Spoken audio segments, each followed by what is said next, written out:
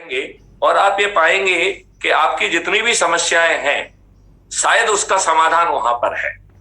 तो crime free Bharat के जो 21 लक्ष्य हैं, और ये 21 भी एक बड़ा वैदिक नंबर है, तो इस वैदिक नंबर का बड़ा रिलेवेंस है। इसका पहला लक्ष्य कह रहा है कि अंग्रेजों के जो गुलामों के नियम आज हमारे दुष्ट राजनेताओं ने हमारे ऊपर थोप के रखे हैं, उन्हें आमूल चूल बदल दिया जाएगा and they will be redefined in with the principle of crime free Bharat. तो अपराध मुक्त भारत की जो 5 सर्टेनिटी है उसमें उसके तहत उसको रिफाइन कर दिया जाएगा and it will be a great change. फिर दूसरा, जो अंग्रेजों ने बादशाही व्यवस्था जो कि शोषक भी है, क्रूर भी है, अपारदर्शी भी है और भ्रष्टाचार भी कर रही है और अत्याचार भी कर रही है और आपकी कहीं सुनवाई नहीं है, जो कि लगभग वैसे ही स्थिति है कि चाकू तरबूज पे गिरे या तरबूज चाकू पे गिरे, हश्र एक ही है कि तरबूज को कटना है। तो जनता यहाँ पे तरबूज है और ये प्रशासनिक व्यवस्था जो है ना, ये चाकू है, ये हर किसी को उल्टा सीधा काटती है और ये अब मोटी खाल की भी हो गई है। और क्योंकि सैया भाई कोतवाल इसकी तर्ज पर इस व्यवस्था ने अपने आप को राजनेताओं का चरण सेवक बना लिया है और यही कारण है कि जिसकी चरण सेवक है उसके सभी आदेश पालन होते हैं। तो जो गुंडे बदमाश हैं वो इनकी मंच पे बैठते हैं और उन्हीं को पुलिस वालों को जिन्हें उन्हें गिरफ्तार करके जेल में डालना चाहिए वो बेचारे उनको सलूट करने के लिए विवश हैं। और दूसरे जो है ना लोगों के जो शरीफ लोग हैं उनके ऊपर कुछ भी उल्टे सीधे जो है ना आरोप लगा के उन्हें जेल में डालने की कार्रवाई की जाती है। तो इसकी विश्वसनीयता बड़ी सस्पेक्ट हो गई है। तो इस बादशाही व्यवस्था को पारदर्शी बनाया जाएगा, इसे सही निर्णय लेने के लिए अकाउंटेबल बनाया जाएगा। यदि वो जानबूझ के गलत निर्णय लेती है तो दंड तो मिलेगा ही, उसे कंपनसेशन भी देना होगा। और मुझे पक्का मालूम है जब उसे कंपनसेशन देना होगा तो वो गलत निर्णय नहीं लेगी, क्योंकि यहाँ प्रॉब्लम बुद्धिमत्ता की नहीं है, यहाँ प्रॉब्लम नियत की है, यहाँ प्रॉब्लम कॉन्सिक्वेंसेस की है। अभी उस व्यवस्था की सेहत पे कोई फर्क नहीं पड़ रहा है। यदि एक पटवारी कुछ गलत लिख देता है, आप के जो है ना पैर की जो है ना चप्पलें घिस जाएंगी आपको न्याय मिलते मिलते। अब ये स्थिति तो अन्य विभागों में भी आ गई है। आपको जो है ना टेलीफोन के बिल गलत आ जाते हैं, आपको बिजली के बिल गलत आ जाते हैं। लाखों में लोगों के पास बिल आ रहे हैं जिनके पास कुछ नहीं है, लाखों का बिल आ ही नहीं सकता है, उनके पास लाखों के बिल पहुंच रहे हैं और कोई सुनने के लिए तैयार नहीं है। और यदि आप नहीं करते हैं तो वो आपको आपकी संपत्ति कुर्की तक के जैसे नोटिस वगैरह भी दे देते हैं। तो एक बड़ी असहनीय सी स्थिति बनी हुई है। फिर जो है तीसरा जो बहुत महत्वपूर्ण है कि जो भारतीय शिक्षा अधिनियम है या एक्ट है, ये लॉर्ड मैकाले की रिपोर्ट पे लाया गया था। मेरे ख्याल से हमारे अधिकांश साथियों को इस बात की जानकारी होगी कि 1835 के 3 साल पहले लॉर्ड विलियम एडम, जो कि लॉर्ड मैकाले के बॉस थे, और लॉर्ड मैकाले, इन दो लोगों ने 3 साल तक भारत का गहन भ्रमण किया और उस भ्रमण के साथ जो है उन्होंने एक 1780 पेज की रिपोर्ट जो है वो ब्रिटिश पार्लियामेंट में पेश की, जिसका ओपनिंग सेंटेंस था कि I travelled in every nook and corner of this country, I did not find any poor man और बैगर। मतलब भारत 1835 बहुत दूर नहीं है, उस समय वो इतना समृद्ध था। और ये मैथिली शरण गुप्त नहीं कह रहे हैं, ये अंग्रेज कह रहा है, और वो भी भारत में नहीं कह रहा है, ब्रिटिश पार्लियामेंट में कह रहा है। It is saying about the Gurukul system कि साउथ में लिटरेसी इज 97 to 99%, और वो सभी जगह का बता रहा है कि वेस्ट में कितनी है, ईस्ट में कितना है, एंड नॉर्थ में it was the lowest, it was 88%। South की 57% ऑफ द गुरुकुल वो जो है लेडीज के द्वारा हेड किए जाते थे। जब उस समय जो है ना यूरोप की स्थिति ये थी कि वो कहते थे कि महिलाओं में आत्मा ही नहीं होती है। बहुत लड़ाई के बाद महिलाओं की जो है ना जो विटनेस है उसको बिलीव नहीं किया जाता था। जब इन लोगों ने बहुत संघर्ष किया तो समझौते पे पहुंचा कि एक मेल की गवाही 2 फीमेल की गवाही के बराबर होगी। इतने जो है ना बेकार के प्रिंसिपल थे। तो जब ये सब चीजें बातें कही जा रही थी तो लॉर्ड मैकाले ने अपनी रिपोर्ट में कहा कि भारत 18 विधाओं में प्रकांडता प्राप्त है। तो वहां पे एक लॉर्ड थे जिसका नाम था कर्नल क्यूट। उन्होंने कहा कि आई सेकंड हिज और आई करोबरेट हिज फाइंडिंग। तो पार्लियामेंट में उससे पूछा गया कि भाई तुम कौन होते हो? ये तो 3 साल से भारत का भ्रमण कर रहा था और इसने वहां का रिसर्च वर्क करके पूरा एक डॉक्यूमेंटेड फैक्ट लाया है। आप किस अथॉरिटी से कह रहे हो कि मैं इसकी बात को करोबरेट करता हूं, मैं इसकी बात को सेकंड करता हूं? तो आप किस अथॉरिटी से कह रहे हो? तो उसने कहा कि मैं जो है हैदर अली के साथ लड़ाई में I was there and I got defeated, I was caught alive. तो हमारी नाक काट दी गई। तो फिर वहां ब्रिटिश पार्लियामेंट में पूछा गया कि भाई तुम्हारी नाक क्यों काटी है, तुम्हारी गर्दनी क्यों नहीं काटती?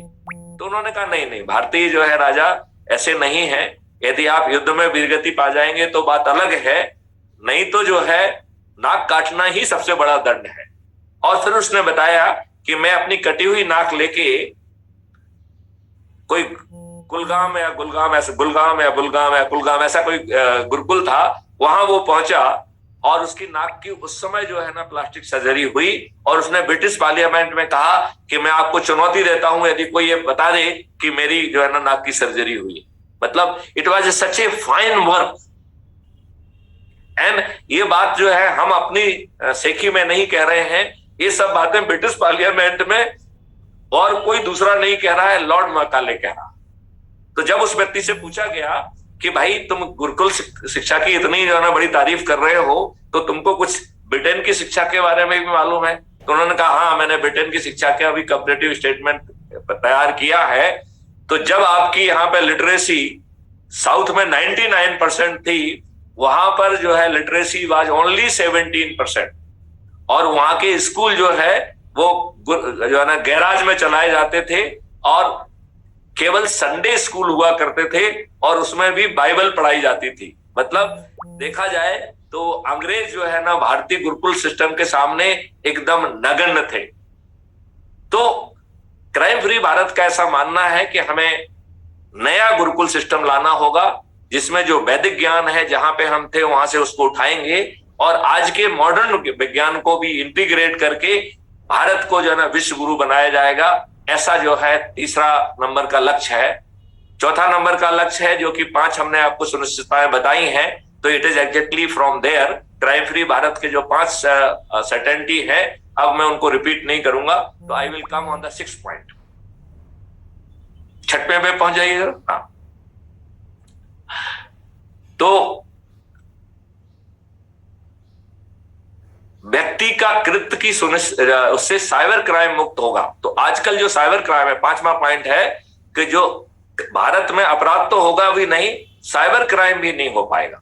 तो मैं कभी विस्तार से आपको समझाऊंगा कि आज जो साइबर क्राइम हो रहा है वो ढीली व्यवस्था के कारण हुआ है। हम बड़ी आसानी से 3 से 6 महीने में इस देश को साइबर क्राइम फ्री कर सकते हैं। और ये बात मैं मुश्किल से 1 मिनट में समझा सकता हूं कि आप साइबर स्पेस में तब तक प्रवेश नहीं कर सकते हैं जब तक किसी टेलीकॉम सर्विस प्रोवाइडर्स का आपको सर्विसेज ना मिले। तो टेलीकॉम सर्विस प्रोवाइडर्स के पास आपका डाटा होता है, उसको हम स्टैटिक डाटा कहेंगे।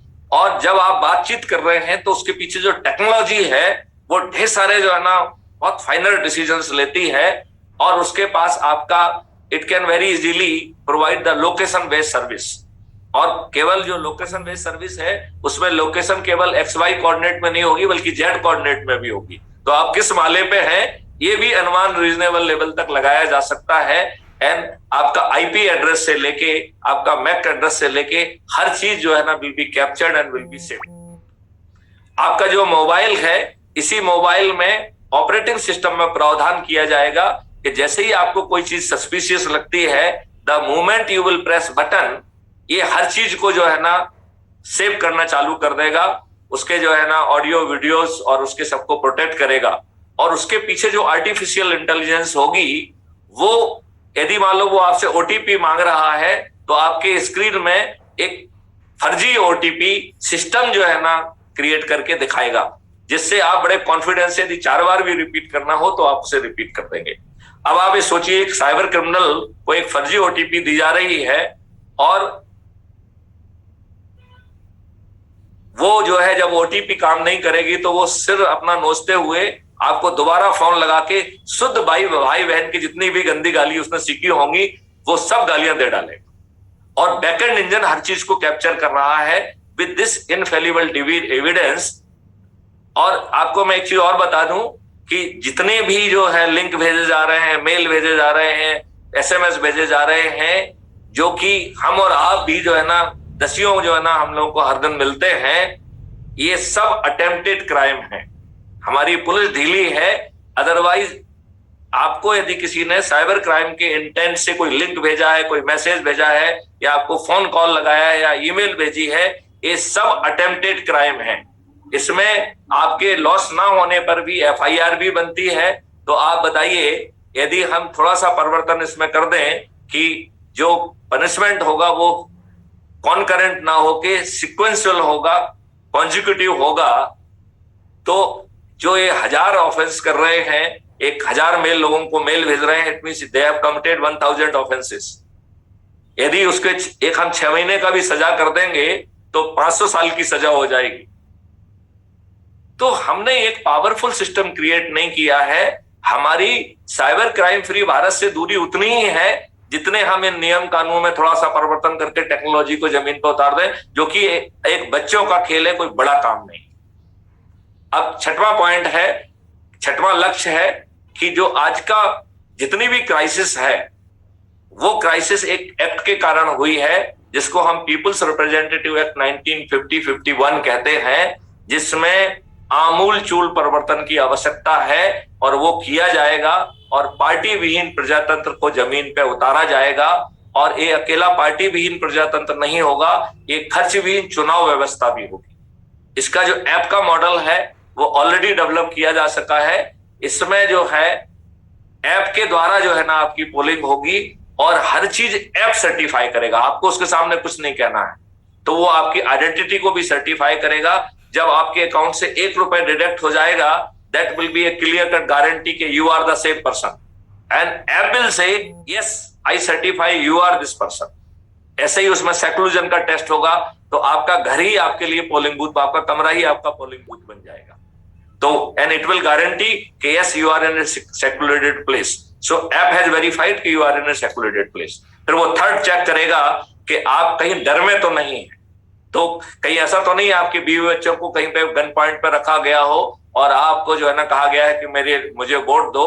तो the app will perform certain test, and यदि वो ये आइडेंटिफाई करेगा कि कहीं आप डर में तो नहीं हो, और यदि आप फियर सर्कमस्टेंस में होगा तो it will try to extract information and send the police for registration of FIR. और आपका जो वोटिंग है that will be postpone the 3 days 4 days whatever the quarantine period.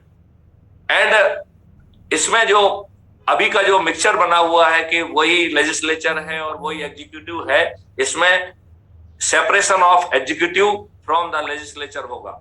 हालांकि लेजिस्लेचर ही जैसे ही एक्सपेंडिचर फ्री तरीके से लेजिस्लेचर का चुनाव करेंगे, उसी का सेकंड चुनाव इमीडिएटली होगा, जिसमें बहुत ज्यादा ग्रिलिंग के साथ फाइनेंस मिनिस्टर यदि कोई चूज होगा तो वो फाइनेंस मिनिस्टर के लिए होगा।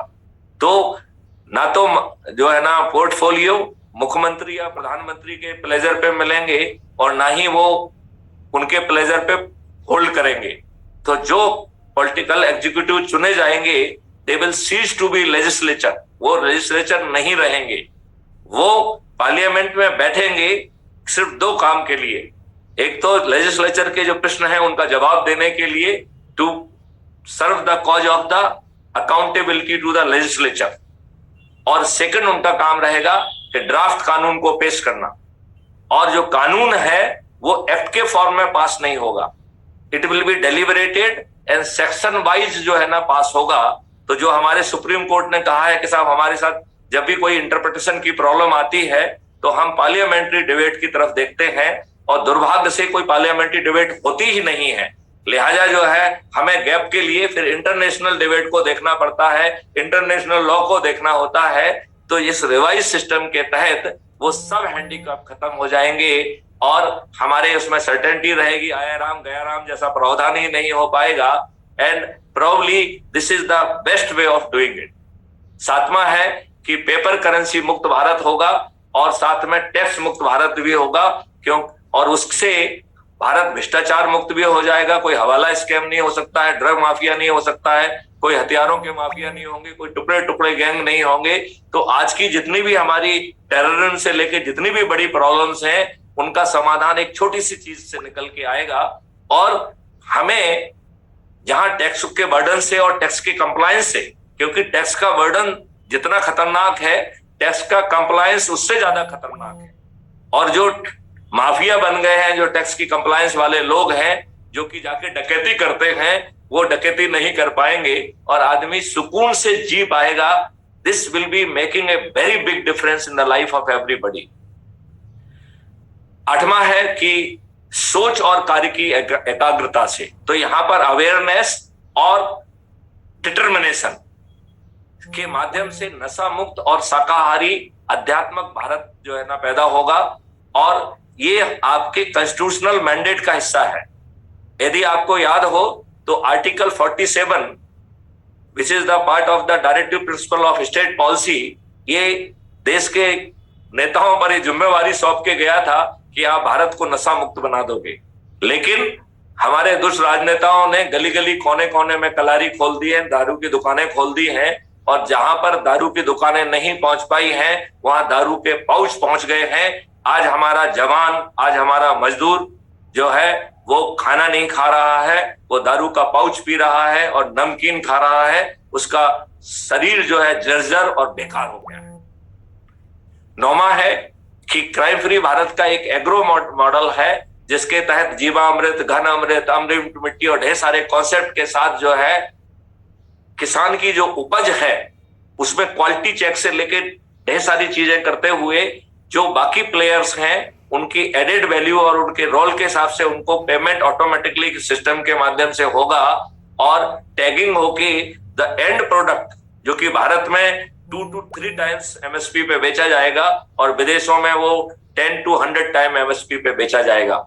और वो भी रॉ प्रोडक्ट नहीं होगा, उसमें बहुत सारी जो है ना दवाइयां, बहुत सारे जो है बेसिकली मेडिसिन मीन्स औषधियां, जो कि निरोगी रखेंगी और दीर्घायु बनाएंगी। इसका जो पूरा एग्रो मॉडल है वो कह रहा है कि किसानों की आमदनी पहले वर्ष ही जो है ना 5 गुना हो जाएगी और मजदूरों की आमदनी 10 गुना हो जाएगी। और एक मजदूर की जो परचेजिंग पावर है that will B 50,000 rupees per month. यहाँ परचेजिंग पावर हम जरा डेलिबरेटली यूज कर रहे हैं क्योंकि उसका रियल जो है सैलरी होगी, रियल जो है ना उसको जो रेवेन्यू स्ट्रीम होगा, salary is not a right word, revenue stream है, क्योंकि उसको जस्ट एक वर्क कंपोनेंट को कंप्लीट करते हुए उसको रेवेन्यू मिलेगी। तो sum total of revenue stream minimum जो है इट विल बी 25,000 और उसको हर चीज में 50% का रिबेट मिलेगा। तो उसका purchasing power will be equivalent to 50,000 rupees. Now imagine करो कि एक मजदूर के परिवार में यदि 4 सदस्य हैं और वो 50-50 हजार मिनिमम की परचेजिंग पावर है, इसका मतलब है उस फैमिली की परचेजिंग पावर 50,000 होगी। वो अच्छे से मकान में रह सकता है और उसमें बैकएंड इंजन जाके उसको मकान देने में मदद करेगा, उसके तरीके का मकान भी बन जाएगा और उसके बच्चे भी जो है ना अच्छी शिक्षा भी पा पाएंगे, अच्छा खाना खा पाएंगे, मिल्क पी पाएंगे। तो ऐसा वो रहेगा। और इसमें जो है ढेर सारी जो है चीजें होंगी जिसको हमने पॉइंट नंबर 10 में भी कवर करने की कोशिश की है कि भारतीय जो फॉरेस्ट एक्ट है उसको बदल के जो मालकाना हक है वो कम्युनिटी के हाथ में दिया जाएगा और उसमें 10 फीट गहरी ट्रेंचेज जो है ना अलोंग द कंट्रोल लाइन को के खोजी जाएंगी। और उसमें जो अभी ऑलरेडी इन्होंने स्टॉप डैम और जो है ना बहुत सारे डैम बना दिए हैं, वो तो उन्होंने किसी दूसरे कारण से बनाए थे। हम उसका यूज करके वी विल इंश्योर कि हमारे ट्रेंचेज में राउंड द क्लॉक पूरे 12 महीने पानी रहेगा। और उसके ट्रेंचेज के किनारे 4 तरीके के पेड़ लगाए जाएंगे और उनका मकसद रहेगा कि हमें औषधि भी मिले, फल भी मिले, सुगंधित चीजें भी मिले, ग्रीन फॉडर भी पेड़ों से होगा। तो हमारी गायें और जानवर जो है वो ग्रीन फॉडर जो उनको मिलेगा वो रिच प्रोटीन रिच जो है पेड़ों से जो है ना आएगा।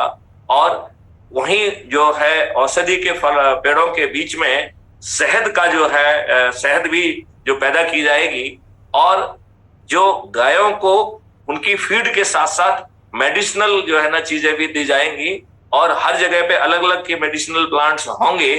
तो ऐसा मेरा मानना है कि गाय के दूध में और शहद दोनों में वो मेडिसिनल एट्रीब्यूट्स भी आ जाएंगे और ये गाय जो है ना वो औषधि का काम भी करेगा।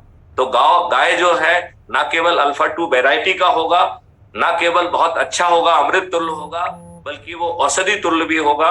वो आपको निरोगी और दीर्घायु बनाए रखने में भी आपकी मदद करेगा।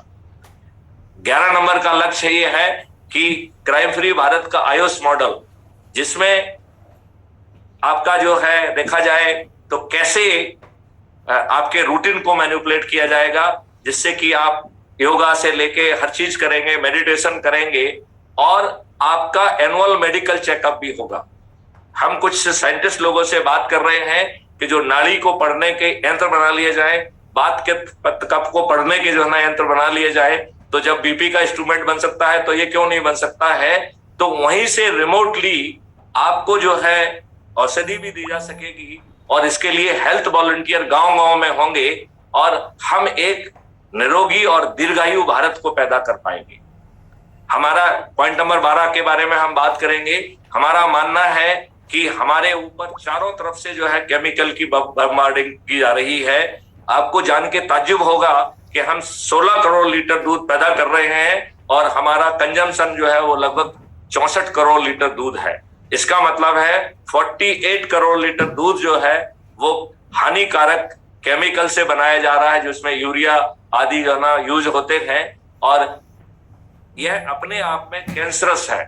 इसके बारे में एक रिसर्च कह रही है कि यदि ऐसे दूध या इसके प्रोडक्ट को लगातार 4 साल तक सेवन किया जाए तो 87% लोगों को कैंसर हो जाएगा।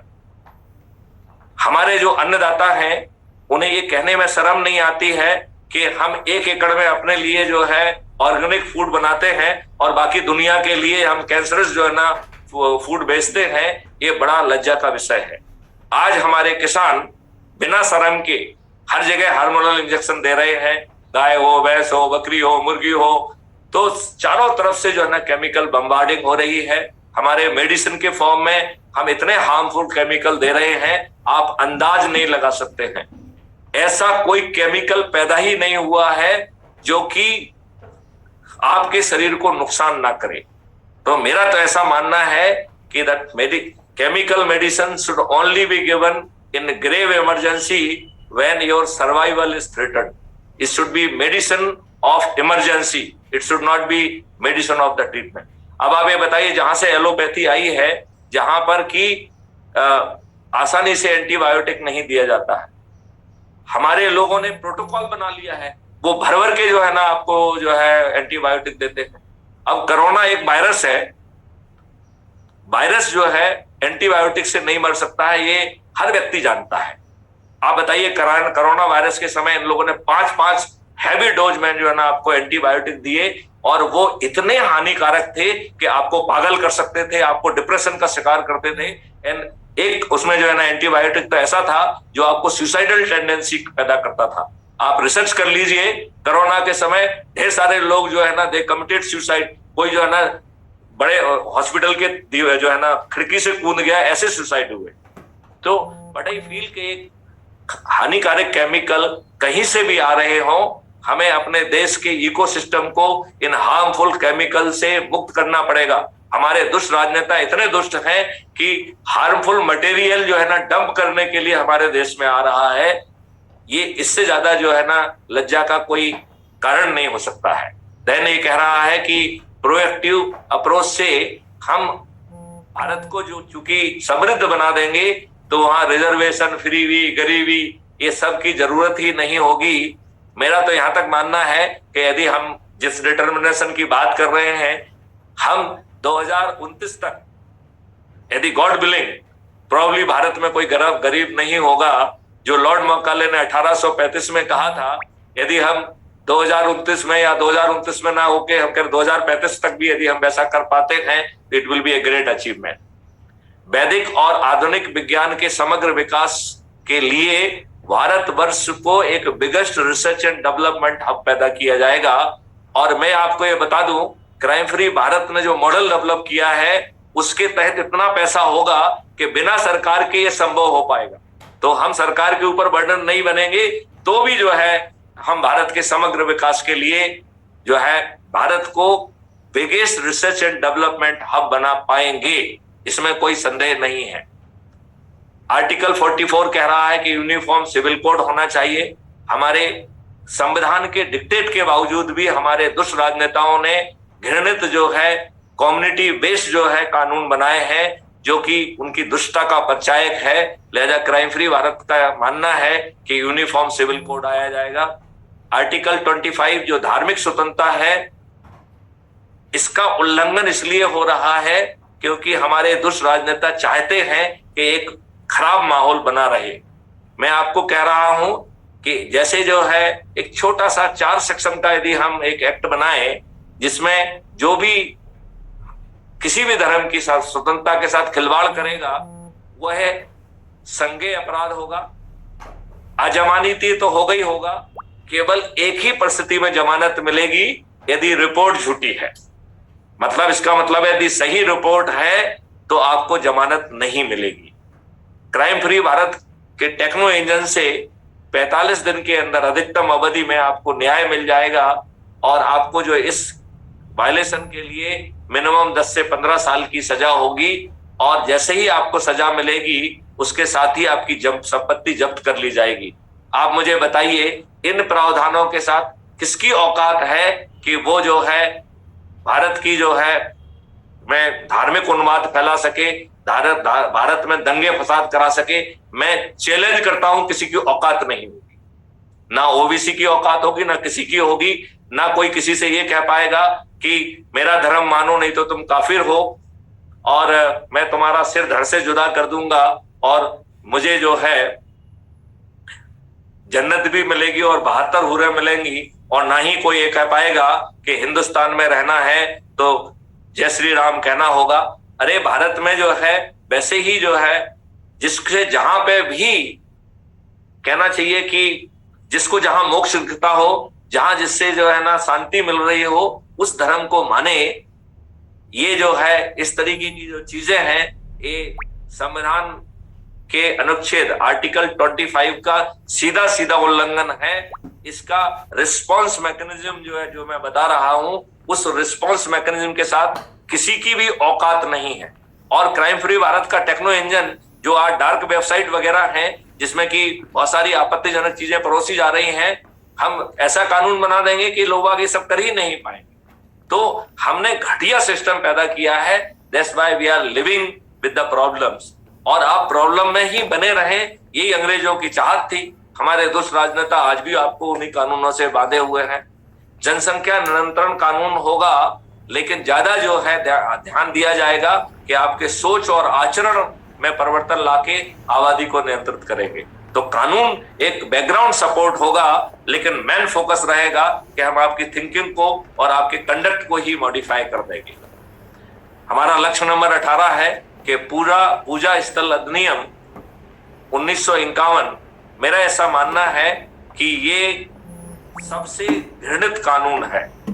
ये एक ऐसा कानून है जिसके तहत आम भारतीयों से न्याय की भीख मांगने का अधिकार छुड़ा लिया गया है, जिसमें भारत माता को कहा गया है और भारत माता के सपूतों से कहा गया है कि हे भारत माता, तू गुलामों की माता है।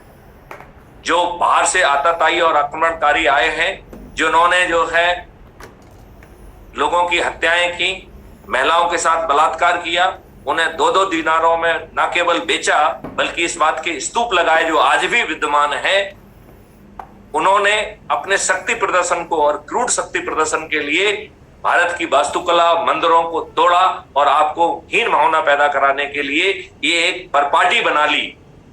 उस परपाटी के तहत जो भारत माता के चेहरे पर जख्म पहुंचाए गए, ये एक्ट कह रहा है, हे भारत माता, तू गुलामों की माता है, तू उन्हीं जख्मों के साथ जी। 15 अगस्त 1947 के दिन जैसी स्थिति थी, तुझे उसी स्थिति में जीना होगा। फिर उसने एक और मार्गदर्शी सिद्धांत प्रतिपादित किया।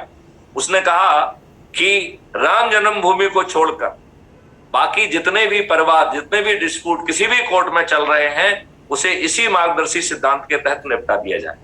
मैं ये कह रहा हूं कि मुझे इस बात में कोई भ्रम नहीं है कि ज्ञानवापी मस्जिद जो है वो एक मंदिर ही है और वहां पर स्वयंभू शंकर जी बैठे हुए हैं। इसमें भी कोई, किसी को भी कोई संदेह नहीं होना चाहिए क्योंकि उसके परफेक्ट अलाइनमेंट में नंदी बाबा बैठे हुए, विशालकाय नंदी बाबा।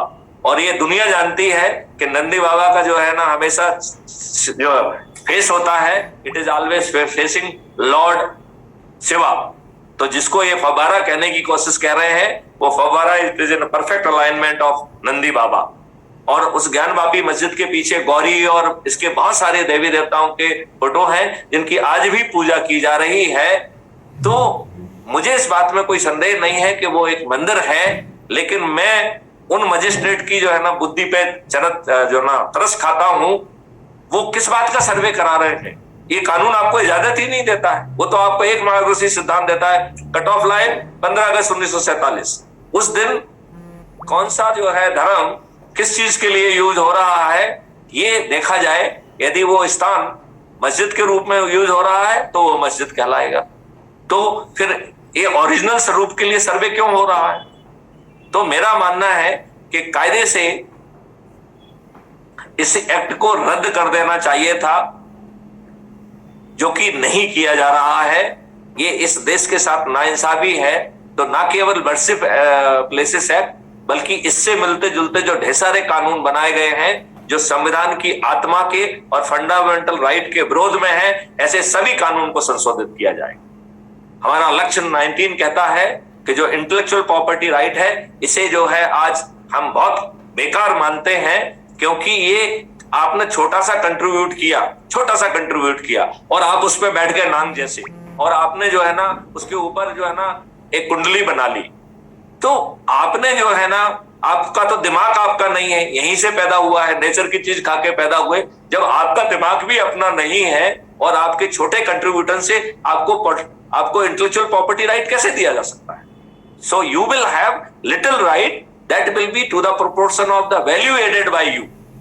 तो जो आपने वैल्यू एडिशन किया है उसके अनुरूप ही जो है ना आपको लाभ होगा। Otherwise intellectual property is a global property, ये नेचर की प्रॉपर्टी है और हर किसी को हक होगा कि जहां तक आप पहुंच गए हैं उससे आगे की यात्रा करें। आज जो है दुष्टतापूर्वक आपका जो है ना जेनेटिकली मॉडिफाइड इसी कुत्सित मानसिकता का प्रतीक है, जहां पर आप जो है दुष्टतापूर्वक, एक सीड का एक मुख्य गुण है कि वो रिप्रोडक्शन के लिए यूज होता है।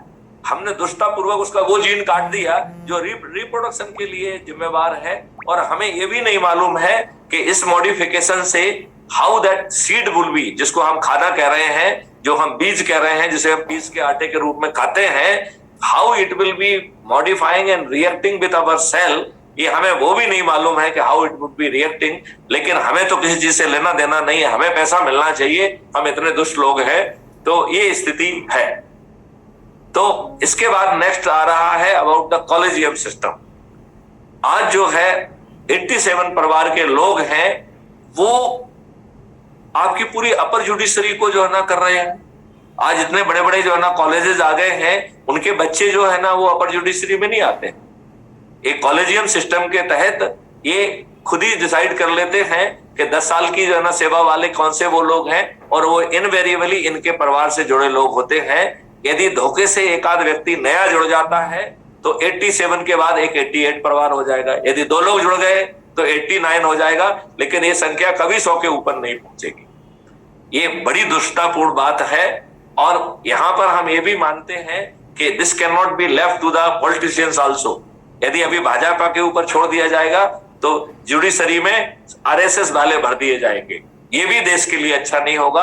तो हमारा मानना है कि जजेस का जो सिलेक्शन होना चाहिए वो भारतीय जुडिशियल सर्विस के माध्यम से होगा, और डिस्ट्रिक्ट जज से लेके ऊपर सभी जो जजेस हैं, जैसा कि आईएएस आईपीएस का होता है, उसी तरीके से वो वहां पर जो है ना पहुंचेंगे, उनका जो सिलेक्शन होगा और प्रमोशन होगा। और उसमें भी जो है पोस्टिंग जो है ना, it will not be at the description of the politician. तो एक परफॉर्मेंस इंडेक्स क्रिएट की जाएगी, and performance index come choice system के आधार पर पोस्टिंग की जाएगी, ऐसा सिस्टम होगा। अपील की 2 तरीके की अपील की व्यवस्था जो है क्राइम फ्री भारत के लक्ष्यों में है।